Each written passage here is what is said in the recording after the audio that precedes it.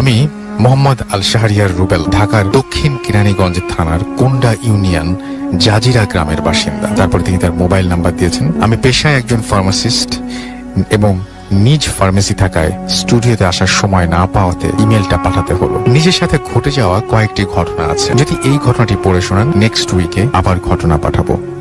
আমি তবে সরাসরি ঘটনায় চলে যাই। আগে বলে নেই, ছোট্টবেলা থেকে আমার সাথে একটা মেয়ে জিন ছিল। আমি তার মুখ কখনো দেখিনি, কারণ তার মুখ সাদা কাপড়ে ঢাকা থাকতো। প্রতি রাতে সে আমায় ডাকতো। আমি তার ডাকের শব্দ স্পষ্ট শুনতে পেতাম, আয় আয়। শুধুমাত্র এই একটা শব্দ বলেই সে ডাকতো। অনেক ফকির দিয়ে অনেক তেল পড়া মায় এনে শরীরে মাখিয়ে দিত, কিন্তু কিছুতেই সে আমায় ছাড়তো না। সে আমায় গভীর রাতে ডাকতো। যখন ডাকতো তখন আমার দুনিয়ার কোনো খেয়াল থাকতো না। আমি দরজার খিল খুলে বাইরে যেতে চাইতাম, কিন্তু আশ্চর্যের বিষয় হলো তখন আমার সারা শরীরে অন্যরকম এক শক্তি চলে আসতো।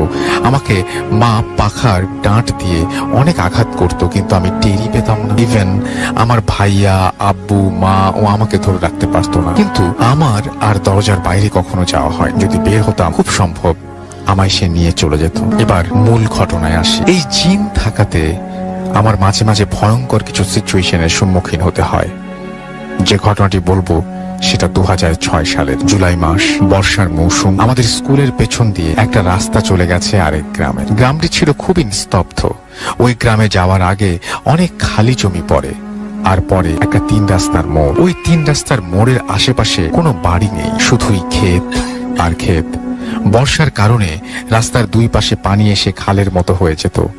এক খাল থেকে আর এক খালে যাওয়ার জন্য রাস্তার মাঝখানে একটা গর্তের মতো ছিল। আমরা ওটাকে ভাঙার পাড় বলতাম। বর্ষায় যা নিমিষেই নৌকা চলাচল করতে পারে সেই জন্য। ঘটনাটি ঘটার 1 সপ্তাহ আগে আমাদের এলাকায় এক বৃদ্ধ মহিলা মারা যায়। শুনেছি সে নাকি ভিক্ষা করতে এসে সেই ভাঙার পাড়ে পানিতে পড়ে মারা যায়। লাশটি আর জানাজা হয়নি। যখন ওখানেই পচে যায় এবং কাক মাছ খেয়ে ফেলে। আমি তখন নতুন মোবাইল ব্যবহার করি। আমার ফ্রেন্ড থাকাতে আমাকে কথা বলতে হতো মুঠোফোনে। আমার বেশিরভাগ সময় রাতের বেলা কথা বলতাম। আমার একটা অভ্যাস ছিল, আমি এক জায়গায় দাঁড়িয়ে কথা বলতে পারি না। কথা বলতে বলতে আমি হাঁটতাম। কথায় এতটাই ডুবে যেতাম যে কোথায় যাচ্ছি তাল জ্ঞান থাকতো না। বৃদ্ধা মরার 1 সপ্তাহ পর একদিন রাতে আনুমানিক 12টা হবে, আমি কথা বলছি আর হাঁটছি। হাঁটতে হাঁটতে ঠিক সেই ভাঙার পাড়ে চলে গেছি। চাঁদের আলোয় খালের পানিগুলো হীরের মতো ঝলমল করছে। হালকা বাতাস, অসাধারণ একটা মুহূর্ত ছিল। ভালোই লাগছিল পরিবেশ। আমি দুবলার স্যান্ডেল দিয়ে বসে কথা বলছি আর খালের দিকে তাকিয়ে আছি। এমন পরিবেশ হঠাৎ আমার সেই বৃদ্ধার মৃত্যুর কথা স্মরণ ছিল না। আমি যেখানে বসেছি তার 4-5 হাত দূরে ভাঙাটি। কথা বলার এক পর্যায়ে আমি অনুভব করলাম আমার সারা শরীরের পশমগুলো দাঁড়িয়ে যাচ্ছে। মোবাইলের অপর প্রান্ত থেকে হাসির শব্দ হচ্ছে। আমি আমার বান্ধবীকে ধমকের সুরে বলি, হাসছো কেন? তার কোনো উত্তর নেই। সে হেসেই চলেছে। আমার খুব রাগ হলো। আমি লাইনটা কেটে দিলাম। হঠাৎ ভাঙার কাছ থেকে একটা গোঙানির শব্দ পেলাম। জ্যোৎস্নার আলোতে দেখতে পেলাম একটা সাদা কাপড় কলা গাছের মতো কিছু একটার সাথে মোড়ানো। একবার ভাঙার ওপার যাচ্ছে, আবার এপার আসছে। আশ্চর্যের বিষয় হলো কোনো স্রোতই ছিল না। আমার তখনও মনে নেই যে এখানে বৃদ্ধা মারা গেছে। আমি জিনিসটা ভালো করে দেখার জন্য আরেকটু সামনে যাই। একেবারেই সামনে গিয়ে আমি আমার মোবাইলের টর্চ মারি। আমি যা দেখতে পাই সেটা নিজের চোখে বিশ্বাস করাতে পারিনি। আমি দেখলাম সেই বৃদ্ধার লাশ আমার দিকে তাকিয়ে আছে। আমি চোখের পলক ফেলতে পারছিলাম না।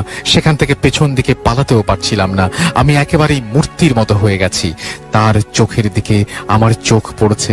চোখগুলো নিমেষেই লাল রক্ত জমাট বাঁধা হয়ে গেল। আমার মোবাইলের লাইট তার চোখের দিকে পড়ে আছে। আমি ওখানেই অজ্ঞান হয়ে পড়ে যাই। যখন জ্ঞান ফিরে পাই তখন নিজেকে আবিষ্কার করি আমাদের খেলার মাঠে। আশ্চর্যের বিষয় হলো আমি ওখানে কিভাবে এলাম? আর যখন আমি অজ্ঞান হয়েছিলাম আমার ফোন মাটিতে পড়ার কথা, তাহলে আমার ফোন আমার পকেটে কিভাবে আসলো? পকেট থেকে ফোন বের করে দেখি রাত 3:44। আমি উঠে দাঁড়াই, বাসায় আসি। আমার শরীরে জ্বর অনুভব করি। আম্মুকে ডাকি।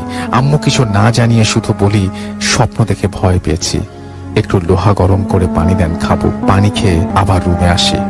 ঘুমিয়ে পড়ি সাথে সাথে। পরের দিন সকালে ঘুম থেকে উঠে আমার বান্ধবীকে কল দেই। তাকে জিজ্ঞেস করি, কাল রাতে ফোনে কথা বলার সময় তুমি হাসছিলে কেন? তার উত্তর শুনে আমি বিস্মিত। হাসলাম মানে? কাল রাতে তো তোমার সাথে আমার কথাই হয়নি। আমি সাথে সাথে লাইনটি কেটে দিলাম। কল লিস্টে তার রিসিভড করা কল খুঁজতে লাগলাম। আমার গলা শুকিয়ে আসছিল। গত রাতে কোনো কল আসেনি, যে লিস্টে আছে সেটা আগের রাতে। তাহলে কাল রাতে কার সাথে কথা বললাম? ঘটনাটা আম্মুকে বলি। আম্মু এক ফকিরের কাছে নিয়ে যায়।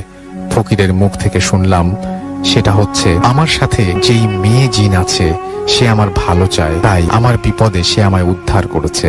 আমি যেন বেশি রাতে আর বের না হই সেই নির্দেশ ফকির আমাকে দিয়ে। সেই জিন এখনো আমার সাথে আছে, এখনো গভীর রাতে আমাকে ডাকে। তবে এখন আগের মতো আর কাঁদি না, আমার অভ্যেস হয়ে গেছে। আমি জানি না এটা লিসেনারদের কিংবা